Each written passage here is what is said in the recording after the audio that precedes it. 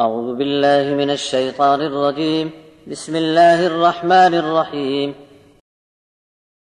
أم اتخذ مما يخلق بنات وأصفاكم بالبنين وإذا بشر أحدهم بما ضرب للرحمن مثلا ظل وجهه مسودا وهو كظيم أومن ينشأ في الحلية وهو في الخصام غير مبين وجعلوا الملائكة الذين هم عباد الرحمن إناثا أشهدوا خلقهم ستكتب شهادتهم ويسألون وقالوا لو شاء الرحمن ما عبدناهم ما لهم بذلك من علم إن هم إلا يخرصون أم آتيناهم كتابا من قبله فهم به مستمسكون بل قالوا إنا وجدنا آباءنا على أمة وإنا على آثارهم مهتدون وكذلك ما أرسلنا من قبلك في قرية من نذير إلا قال مترفوها إنا وجدنا آباءنا على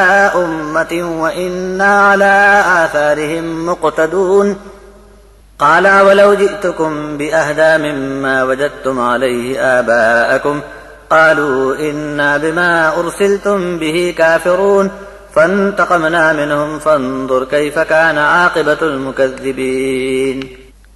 کیا اللہ نے اپنی مخلوق میں سے بیٹیاں رکھ لیں اور تم کو بیٹوں سے نواز دیا؟ رحمان کے لیے بیٹی کا عقیدہ رکھتے ہیں، لیکن جب ایسے مشرکوں میں کسی کے گھر سے بیٹی پیدا ہونے کی خوشخبری آوے تو اس کا منہ کالا پڑ جاتا ہے اور دل ہی دل میں غم سے بھر جاتا ہے اور کڑھتے رہتا ہے. جو زیور کے بناؤ سنگار میں پروان چڑھے اور علمی بحث میں کھل کر حصہ نہ لے سکے، اس کو بھی خدا کا شریک بنانے کی ان کو ضرورت پیش آ گئی.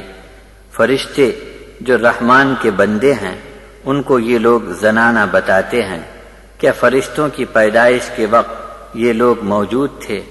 اچھا تو ہم ان کی گواہی لکھ لیتے ہیں اور ان سے ایسے عقیدے کے بارے میں ضرور سوال کیا جائے گا. اور کہتے ہیں رحمان نہ چاہتا تو ہم بھلا ان کو کیوں پوجتے؟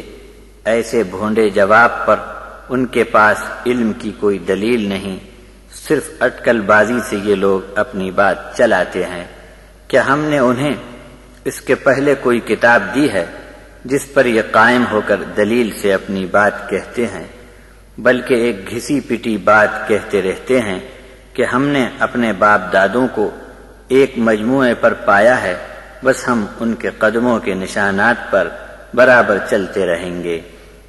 آپ سے پہلے بھی کسی آبادی میں ہم نے جب بھی کوئی رسول بھیجا تو وہاں کے مالدار چودھریوں نے اسی طرح کی بات کہی تھی کہ ہم نے اپنے باپ دادوں کو ایک جمع شدہ مجموعے پر پایا ہے، بس ہم تو ان کے چھوڑے ہوئے نشان پر قدم ملا کر چلیں گے. وقت کے رسول بولے تمہارے باپ دادا کو تم نے جس طریقے پر پایا ہے اس سے زیادہ ہدایت کا راستہ بتاؤں تب تو مانو گے.